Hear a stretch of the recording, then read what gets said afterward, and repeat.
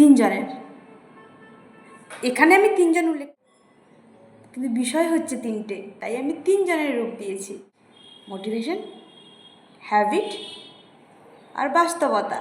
তিনজনের একটা চায়ের দোকানে দেখা হলো।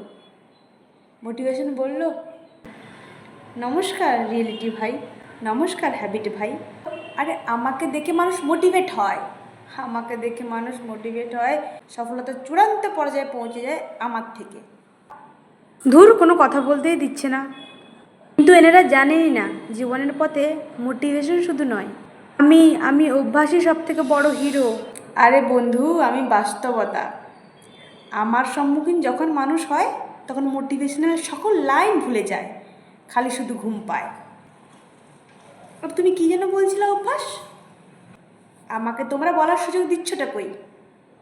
কিন্তু না মোটিভেশন কাজে আসে, না বাস্তবতার সম্মুখীন হওয়াতে মানুষ কিছু করতে পারে।